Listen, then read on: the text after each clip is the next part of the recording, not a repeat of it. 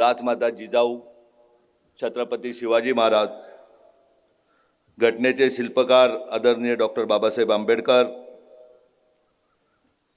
ज्या महामानवाऊले रत्नागिरीची ओळख झाली, समाजाला, देशाला, राज्याला ओळख झाली, ती आदरणीय शामराव पेजे साहेब यांना विनम्र अभिवादन करतो। व्यासपीठावरील सर्वच मान्यवर, उपस्थित सर्व बंधू भगिनी आणि मोठ्या संख्येने उपस्थित असलेले विद्यार्थी वर्ग, सर्वांना माझा नमस्कार। जय जिजाऊ। एका आठवड्यापूर्वी या भागातील एक 200 बांधव, काही भगिनी होत्या, काही बांधव होते, जिजाऊला भेट देण्यासाठी झडपोली येथे आले होते। आल्यानंतर त्यांनी आपल्या संस्थेचं हॉस्पिटल बघितलं, आपल्या संस्थेची अंध मतिमंद शाळा बघितली, आपल्या संस्थेचं CBSE शाळा बघितली। त्या CBSEच्या शाळेमध्ये आपल्या रत्नागिरी जिल्ह्यातल्या मुली होत्या, त्यांच्या भेटी घेतल्या। आपल्या स्पर्धा परीक्षा वाचनालयाची भेट घेतली, क्लासेसची माहिती घेतली। तिथेही सिंधुदुर्ग, गडचिरोली, बारामती, नागपूर पासून ज्या विविध जिल्ह्यातील असलेल्या विद्यार्थ्यांच्या भेटी घेतल्या, त्यांच्याशी गप्पा मारल्या। त्यानंतर मी एका कार्यक्रमात होतो कुडूस येथे, वाडा तालुक्यामध्ये, तिथे माझी भेट घेतली। त्यांनी विनंती केली का आपल्याकडेही अशा सोयी सवलती झाल्या पाहिजेत।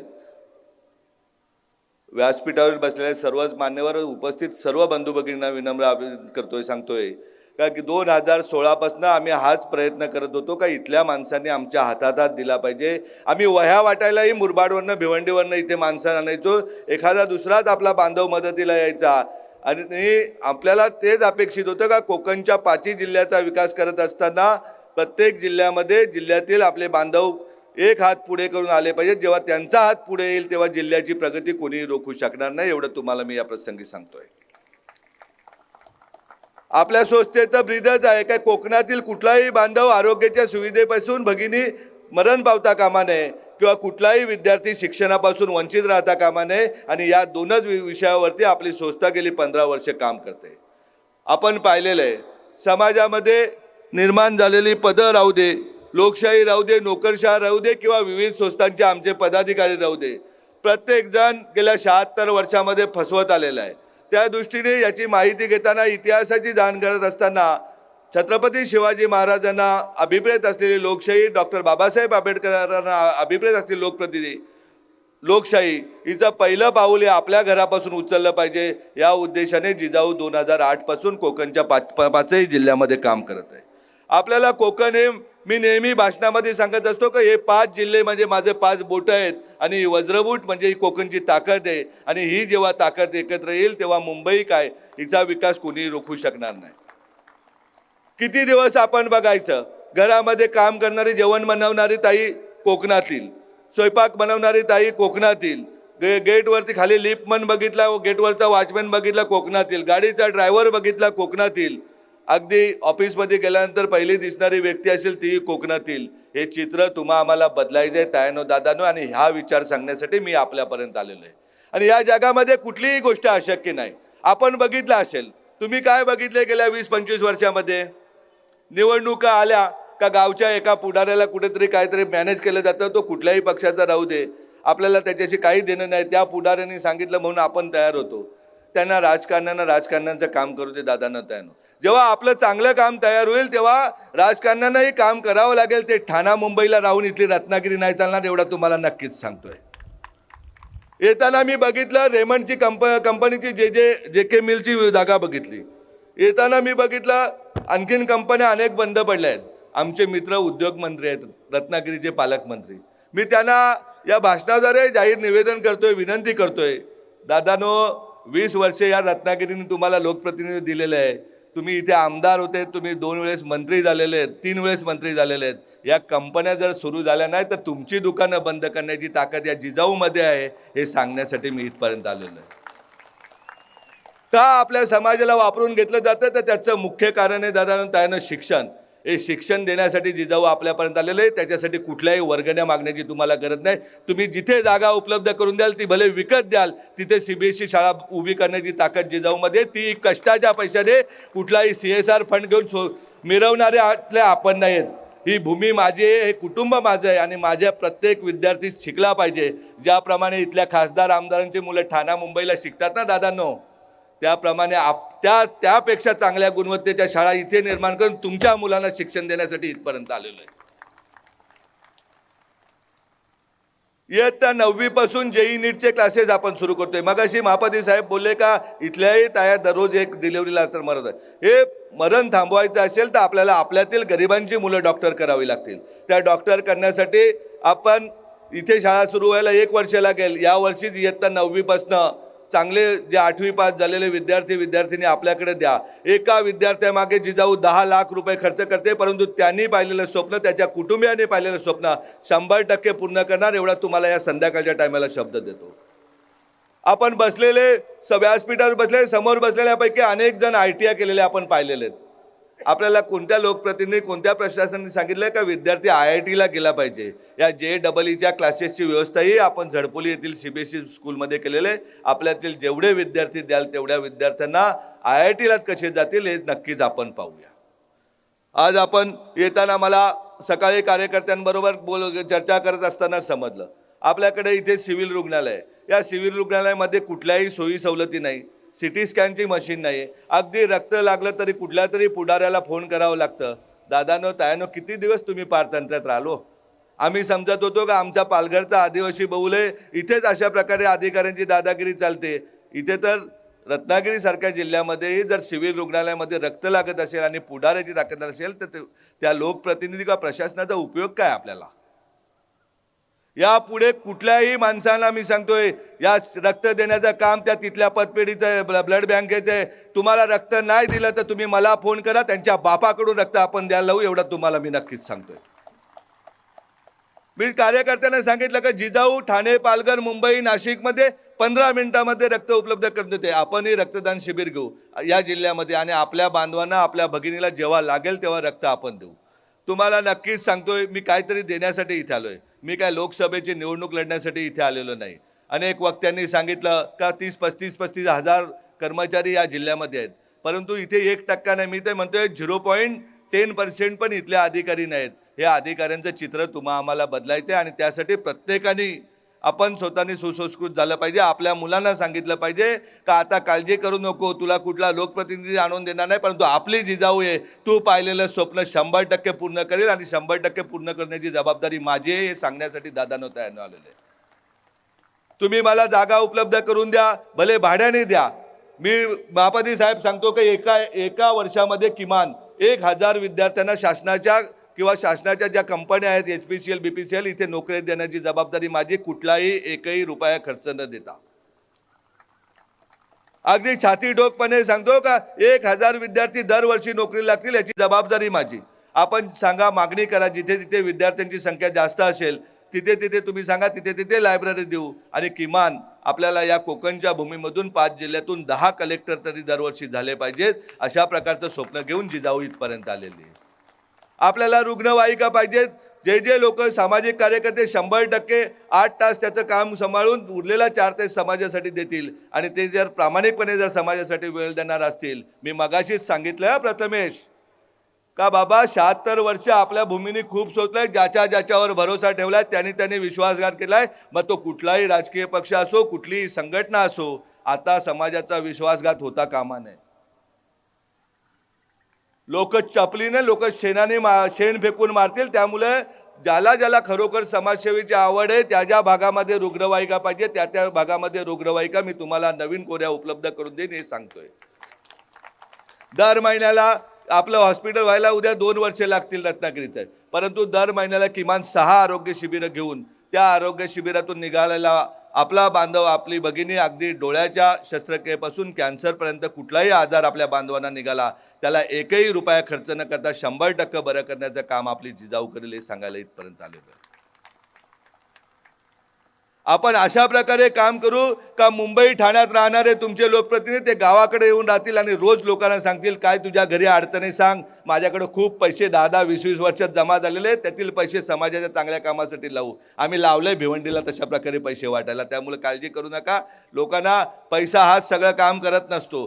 माणसाचं ध्येय धोरण पाहिजे, प्रामाणिकता पाहिजे. जेव्हा प्रामाणिकतेने केलेलं काम आहे ते काम नक्कीच मोठं उभं होतंय. हा याचा अनुभव मला आहे. मी तुमच्यासारखाच एका शेतकऱ्याचा मुलगा.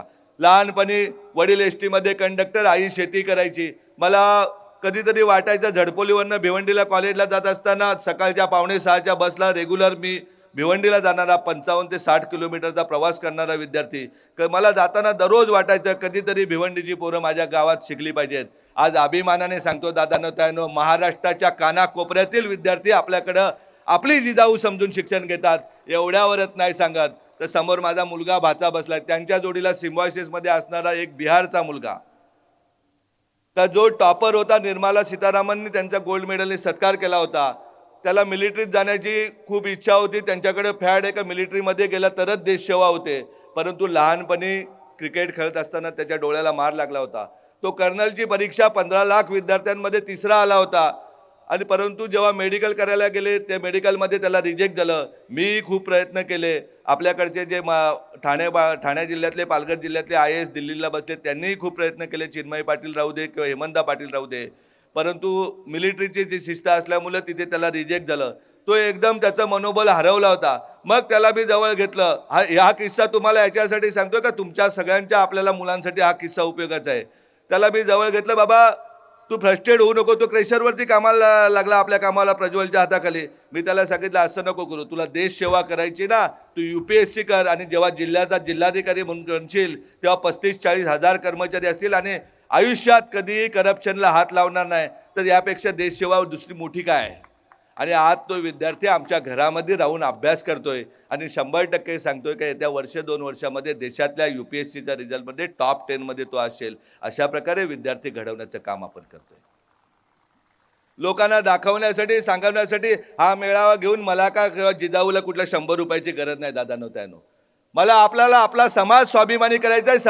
समाज लाचार होता कामा नये. इलेक्शन येईल म्हणून कुठून तरी पैसे येतील मग काळ्या पिशवीमध्ये मटण घेऊन येणारा कार्यकर्ता घडवायचा नाही. तर स्वाभिमानाने मी छत्रपती शिवाजीराजाचा मावला आहे, मी डॉक्टर बाबासाहेब आंबेडकरांचा कार्यकर्ता आहे, मी शामराव पेजेंचा कार्यकर्ता आहे. मी स्वाभिमानाने जगेन. मी समाजाला कधी फसवणार नाही. अशा प्रकारचे विद्यार्थी घराघरामध्ये घडवायचे.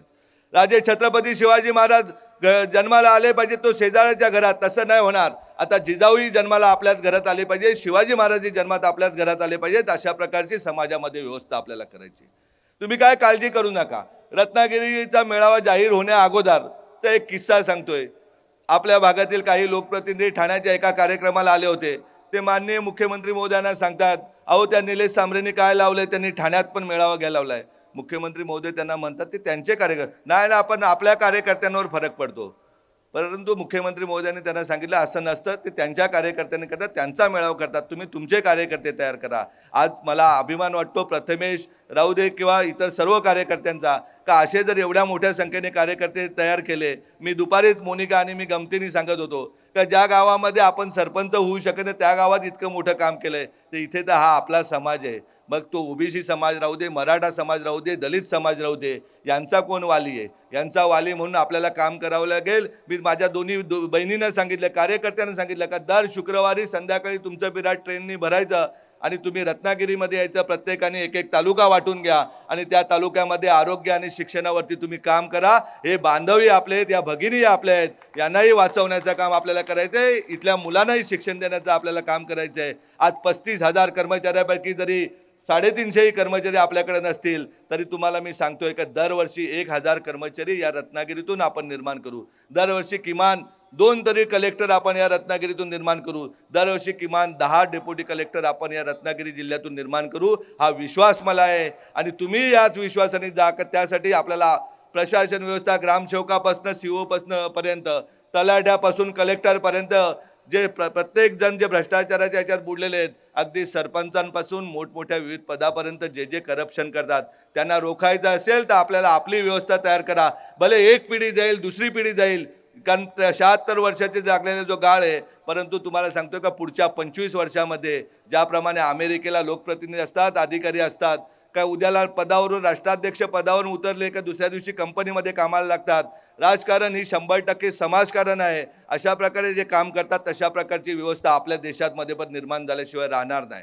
त्यासाठी आपल्याला चांगलं काम केलं पाहिजे, एका ध्येय धोरणाने काम केलं पाहिजे, कुठल्याही स्वार्थाशिवाय काम केलं पाहिजे. इथे बसलेले सगळ्या बंधू भगिनींना सांगतोय, आपण गरीब आहात म्हणून आपल्याला काही समाजकारण करता येत असं नाही. आपल्याला प्रत्येकाला अजरामर होण्याचा चान्स आहे. आपण आपल्या मुलांना तर शिकवायचंच आहे, परंतु ज्या गावामध्ये एखादा गरीब आदिवासी बांधव असेल, दलित बांधव असेल, मुसलमान बांधव असेल, ज्यांच्या घरामध्ये परिस्थिती नाही, त्यांच्याही मुलांना शिकवायचं आहे. जिथे तुम्हाला अडचण येईल तिथे आवाज द्या. तुमचा बांधव हा भाऊ म्हणून तुमचा बरोबर असेल एवढं तुम्हाला सांगतोय. परंतु ज्याला आईबाप नाही त्या मुलालाही आपल्याला शिकवायचं आहे, ज्याला वडील नाही त्यालाही शिकवायचं आहे. तुमच्याकडे या जिल्ह्यामध्ये नसेल शिक्षण व्यवस्था, तुम्ही मला आवाज द्या. दरवर्षी 5, 50, 100 पोरांना ठाणे पालघर जिल्ह्यामध्ये चांगल्या इन्स्टिट्यूटमध्ये शिक्षण देण्याचं काम जिजाऊ करेल एवढं तुम्हाला सांगतोय. परंतु प्रत्येक विद्यार्थी हा शिकलाच पाहिजे. आज काय परिस्थिती रत्नागिरीच्या सिव्हिल हॉस्पिटलची, काय परिस्थिती रत्नागिरीच्या जिल्हा परिषद शाळांची. आता असं नाही राहिले लाल रस्ते महापौर साहेब, आम्ही तर सकाळपासून फिरतोय, जिकडे तिकडे कार्पेट पे कार्पेट चालू आहे, BM चालू आहे. मी एवढीच विनंती करतो इथल्या लोकप्रतिनिधींना, ज्याप्रमाणे तुम्ही तुमच्या राजकीय पदाचा फायदा घेऊन जसे किरण भैयासारखे तुम्ही जर व्यावसायिक निर्माण केले, तर आमच्या या समाजातील 100 मुलं तरी व्यावसायिक निर्माण करा. तर तुमचा आदर्श समाज घेईल आणि तुम्ही 20 वर्ष काय आणखीन 50 वर्ष राज्य कराल. परंतु तुम्ही जर फक्त एकटाच मोठा झाला पाहिजे, माझ्याच घरातील माणूस मोठा झाला पाहिजे, मराठा OBC मध्ये वाद लावून आपल्याच घरामध्ये सगळे पदं आली पाहिजेत, अशा प्रकारे स्वप्न पाहत असाल तर तुम्हाला आता थांबावं लागेल, पूर्णविराम घ्यावा लागेल. मुंबईत राहून, ठाण्यात राहून इथलं राजकारण नाही चालणार. आम्हाला 100% प्रामाणिकतेने आता तुमचं पोट भरलंय, तुम्ही आता समाजासाठी 100% वेळ दिला पाहिजे, 100% योगदान दिलं पाहिजे. या मोठमोठ्या कंपन्या तिथे आमच्या बांधव भगिनी शिकलेले विद्यार्थी आहेत, त्यांना नोकऱ्या मिळाल्या पाहिजेत, त्यांनाही व्यवसाय मिळाला पाहिजेत. सार्वजनिक बांधकाम खातं काय आपलं एकट्याचं घरचं नाही आहे. समाजातील जो सुशिक्षित बेकार अभियंता आहे, ज्यांना व्यवसाय नाही त्यांना व्यवसाय देण्यासाठी तुम्ही तयार झाले पाहिजे. तुम्ही तुमचा एक हात पुढे करा. तुम्ही तुमची कंपनी रजिस्ट्रेशन देत नसाल तर आम्ही आमच्या कंपन्या देऊ. परंतु या समाजामधील इथे बसलेल्या आमच्या बांधवाबद्दल रत्नागिरी जिल्ह्यातील कानाकोपऱ्यातून उद्योजक, उद्या ठेकेदार निर्माण झाले पाहिजेत, त्यांना समाजाची जाण असणारे झाले पाहिजेत. एकट्या माणसाने कुठंतरी थांबलं पाहिजे.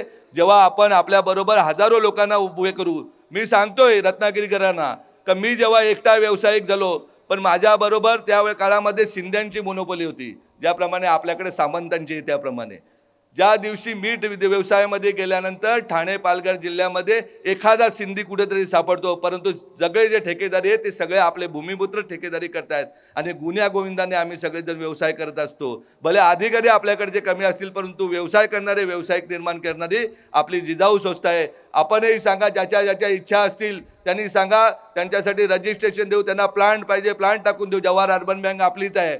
उद्या डांबर लागली, डांबर देऊ, सिमेंट देऊ. परंतु आपल्याला एकटा माणूस मोठा होण्यापेक्षा हजारो, लाखो, करोडो लोक मोठी करायचे आहेत. जेव्हा करोडो लोक मोठे होतील तेव्हा हा देश हा खरोखरच अदानी अंबानीपेक्षा सुजलाम सुफलाम आणि सगळ्या दृष्टीने मजबूत देश राहील, एवढं मी नक्कीच आपल्याला सांगतो. तुम्ही तुमची तयारी दाखवा दादांनो, तायांनो. का रेग्युलर क्लासेसची व्यवस्था करायची असेल तर मी रत्नागिरी आणि चिपळूण 2 ठिकाणं तुम्हाला दर शुक्रवार, शनिवार, रविवार रेग्युलर क्लासेसची व्यवस्था करतो. अगदी MPSCची करतो, UPSCची करतो.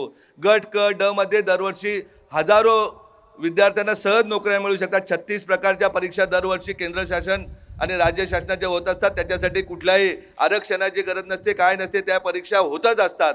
त्या परीक्षांची पूर्वतयारी करायची असेल तर तुम्ही तयारी सांगा. कुठलाही एकही रुपया तुम्हाला वर्गणी काढायची गरज नाही, पावती फाडायची गरज नाही. ही जिजाऊ तुमच्यासाठी रेग्युलर क्लासेसची व्यवस्था करेल. रेग्युलर पोलीस अकॅडम्या जिथे जिथे पाहिजे तिथे सांगा. सैन्य भरती सांगा. आपण जे मागाल ते मागण्यासाठी अगदी अधिकाराने मागा. हा तुमचा भाऊ आहे, परंतु प्रामाणिकता एका बाजूने नाही, दोन्ही बाजूनी तुम्हालाही ठेवायला लागेल. ही देशसेवा आहे, जी आपण करतोय, जिजाऊ काम करते, ही देशसेवा आहे. या देशसेवेसाठी तुम्हालाही तुमचा एक हात पुढे करावा लागेल. एक हात पुढे करून आपण सर्व मिळून आपल्या कोकणचा विकास नक्कीच करूया. ज्यांना कोणाला अद्याप वाटत असेल का झडपोली जाऊन बघितली पाहिजे, त्या लोकांनी सांगा. केदार चव्हाण म्हणून आपल्या इथले संपर्क प्रमुख आहेत, त्यांना सांगा का त्यांनी इथनं गाडीची व्यवस्था करेल, तुम्हाला आणून झडपोली दाखवेल. मग ज्या पक्षाचे आपण सगळे कार्यकर्ते असाल त्या लोकप्रतिनिधीला विनंती करा का ज्या माणसाला उद्या ज्या गावामध्ये सरपंचही होता येत नाही, तो माणूस जर स्वतःच्या व्यवसायातून इतकं करत असेल तर दादांनो, तुम्ही आता काहीतरी केलं पाहिजे. तुम्ही प्रायव्हेट इन्स्टिट्यूट काढून ना आमच्याकडे लाखो रुपये द्यायला नाही आहेत. तुमची मुलं उद्या सिंगाण्याला शिकतात किंवा मुंबईच्या एखाद्या शाळेमध्ये शिकतात. आमच्या मुलांना जिल्हा परिषदेच्या शाळांना शिक्षक तरी द्या. जिल्हा परिषद शाळा ज्या गळक्या आहेत तिथे इकडनं पाणी येतं तिकडनं पाणी जातं, या तरी थांबवा. निव्वळ रस्ते गुळगुळीत किंवा पुतळे बसून समाजाचा विकास नाही होणार.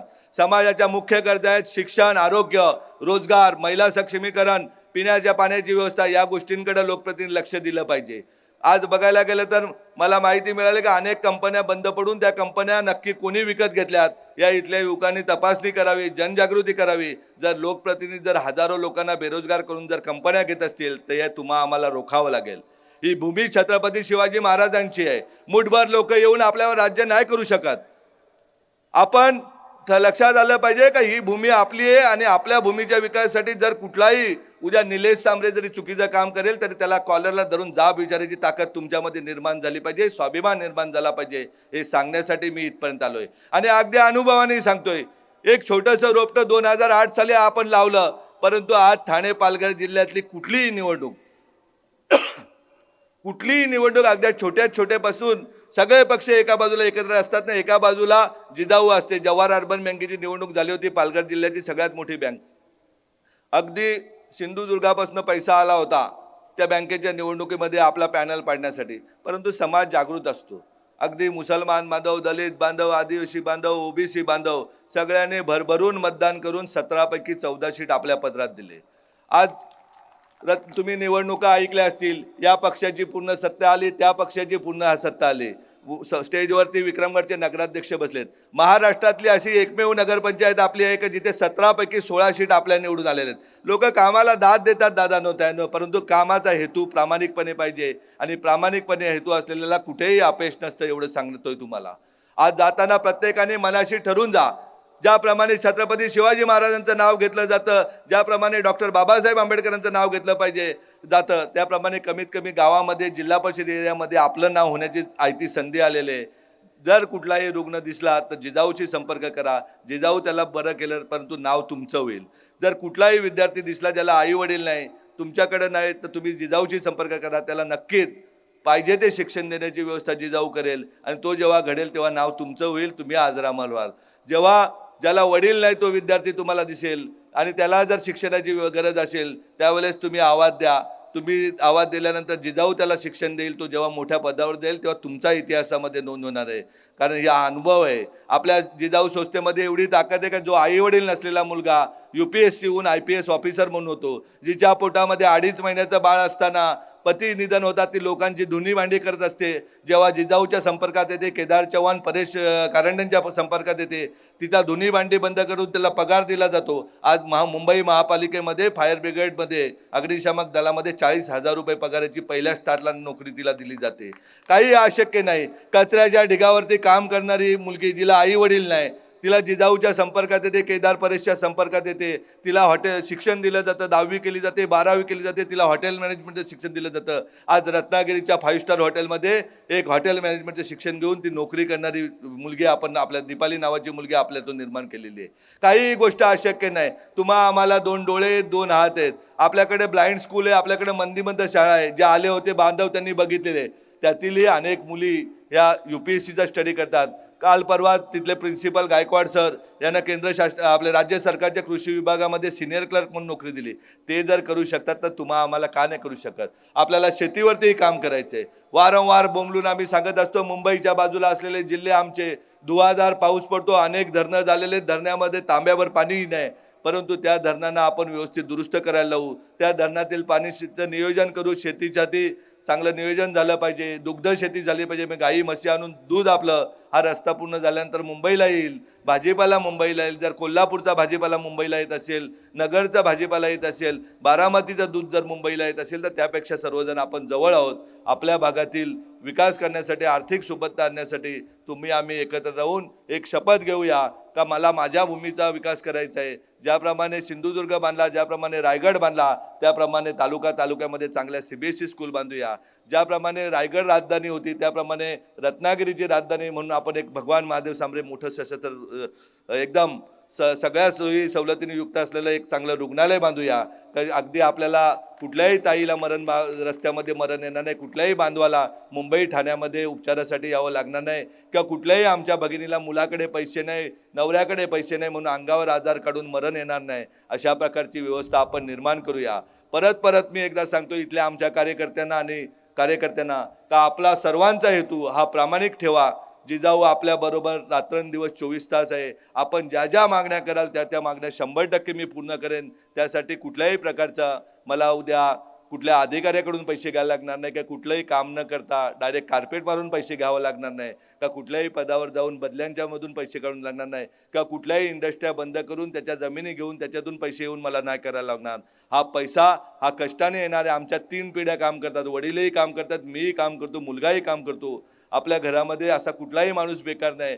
जो कष्टाने आलेला पैसा आहे, रोज 15 तास आम्ही कमीत कमी काम करतो, त्या पैशातून 1 तासाचा पैसा आमच्या कुटुंबासाठी गरज असतोय. उरलेला 14 तासाचा पैसा याच्यावर हक्क तुमचा सगळ्या समाजाचा आहे आणि त्या समाजाच्या उदात्तीकरणासाठी त्याचा कुठलाही स्वार्थ मनामध्ये न ठेवता काम केलं जातं. मग असं उदाहरण छोटंसं राहिलं का 2000 गेले अनेक वर्ष आपण काम करत असताना आमच्याकडे भिवंडी लोकसभेची निवडणूक आहे. आता तुमच्याकडे रत्नागिरीच्या बरोबर आम्ही उमेदवारी डिक्लेअर केलेली की आम्ही उभं राहतोय. ज्यांच्याकडे 10-10 हजार कोटी रुपये, तेही ज्याप्रमाणे कुयलू आमच्याकडे बोलतात तर रात्रंदिवस ते झोपत नाही. त्यांना पिण्याच्या पाण्यामध्ये जिजाऊ दिसते.